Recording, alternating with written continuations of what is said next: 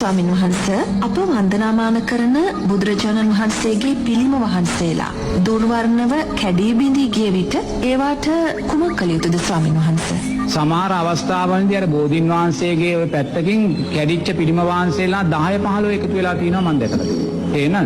මොකද ගෙදර තියෙන පිළිම වහන්සේ දුර්වර්ණ වුණොත් මොකක් හෝ කැඩීමක් බිඳීමක් පිපිරීමක් ඇති වුණොත් ඒගොල්ලන් බයයි ඊට පස්සේ. බය වුණාට පස්සේ ඒක කරන්න හොඳම දේ තමයි ඒගොල්ලෝ ගෙනලා පන්සලේ තියෙනවා. එවැනි සමහර අවස්ථාවන් වල මේ පන්සලේ මෙවැනි පිළිම වහන්සේලා 15 20 ගොඩ ගිහිලා තියෙනවා. ඒ ගොඩ ගිහිලා තියෙන්නේ තර මල් වාසන වල නැත්තම් බෝධින් වහන්සේගේ අයින. තේරෙනවද? ඒක මේ සිද්ධිය නෝනා හරිම අකුසල් සිද්ධ වෙන සිද්ධියක් ඒගොල්ලන්ට. මොකද ශ්‍රද්ධාවෙන් බුද්ධ වන්දනාව කරන්න පන්සලට එන එහෙම නැත්තම් බෝධින් වහන්සේ දෙන පින්වතුන්ලාට අර කැඩිලා බිඳිලා අපවිත්‍ර වෙලා අර තියෙන පිළිම වහන්සේලා දකිද්දි නෝනා අසද්ධාාවක් සකස් වෙනවා. ඒ අසද්ධාව වගේම ඒගොල්ලන් තුල විසිරෙන හිතක් ද්වේෂයක් සකස් වෙන්නත් පුළුවන්. ඒතොර අර පංච නීවරණ තමයි වැඩෙන්නේ සප්තබොජ්ජංග වඩාගෙන පන්සලට ඇවිල්ලා පංච නීවරණ තමයි වැඩෙන්නේ.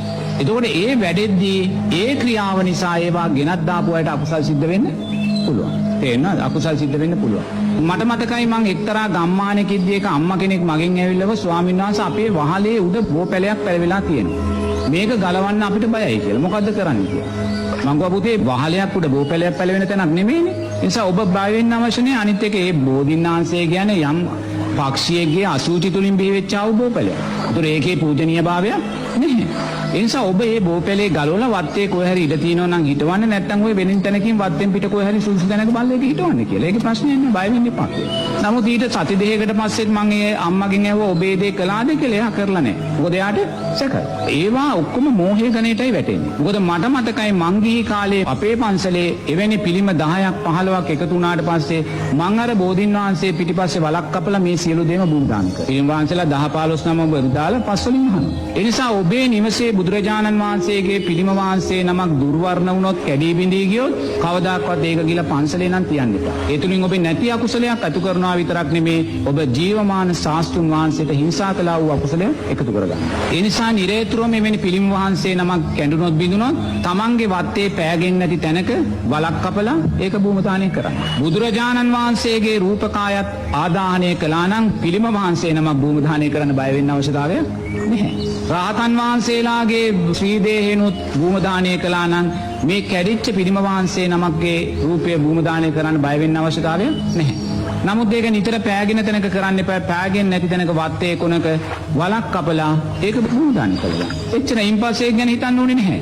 තේරෙනවද? ඒවා ගැන හිතන්න යන මොහොතක් පාසා අපි ධර්මයේ නාමයෙන් බුදුරජාණන් වහන්සේගේ නාමයෙන් අපි සැකය විචිකිච්ඡාව පංච නීවරණම අපේ ජීවිතයට එකතු කරගන්නවා. ඒ නිසා මොනම අවස්ථාවකවත් ඒ වගේ කැඩෙනු බිඳුම පිළිම වහන්සේ නමක් වලක් කපලා භූමදානය කරන්න කොයිම වෙලාවකවත් බිය ඇති කරගන්න එපා. තේරෙනවද? එහෙම බිය ඇති වෙනවා නම් ඒ කියන්නේ ඔබ රූපය කෙරෙහි සක්කාය දිට්ඨිය තුලම ඉන්න ධර්මයේ කෙරෙහි සැකය විචිකිච්ඡාව දරාගත්ත කෙනෙක් බවටයි පත් වෙන්නේ. මොකද අර බෝධින්නාංශය ගැනත් මම ඒ අම්මට කිව්වේ ඔබ එක්ක මේක ගලවලා කොහේ හරි හිටවන්න නැත්නම් වලක් කපලා මේක බලලා දාන්න කියලා. තේරෙනවද? ඒවට අපි බය වෙන්න අවශ්‍යතාවයක් නැහැ. හොඳයි ස්වාමීන් වහන්සේ. ඔබ වහන්සේ කලින් මතක් කළ ආකාරයට බෝධින් වහන්සේ නමක් නුසුදුසු ස්ථානයක රෝපණය වෙලා තිබේ නම් ගලවා ඉවත් කිරීම අකුසල කර්මයක් නොවේ නේද ස්වාමීන් වහන්සේ? බෝධින්නාංශේ නමක් වහල උඩ තියෙන්න බැහැනේ. නමුත් ඒ බෝධින්නාංශේ පූජනීය බෝධින්නාංශේ නමක් නෙමෙයිනේ. මේ සතෙක්ගේ අසුචි වලින් ඉපදුන දෙයක් නේ. එතන කොහෙවත් පූජනීය බවක් නැහැ. ඒ නිසා එතනදී ඒ ගැටුම කොහෙත්ම මතුවෙන්නේ නැහැ. ඒ නිසා ඔබට එවැනි විතර්ක තියෙනවා නම් කවදාකවත් ඔබේ ඉඩම් වල බෝපැල හිටවන්න යන්න එපා. එතන එවැනි බයක් තියෙනවා නම් සැකයක් තියෙනවා නම් එහෙම හිටවන්න යන්න එපා. එවැනි නැති ප්‍රශ්න ඇති වෙන්න පුළුවන්. ඒ නිසා හැම වෙලාවම gedara පිළිම වහන්සේ නමක් කියලා ඒ කටයුතු සිද්ධ කරගන්න. තේරෙනවද?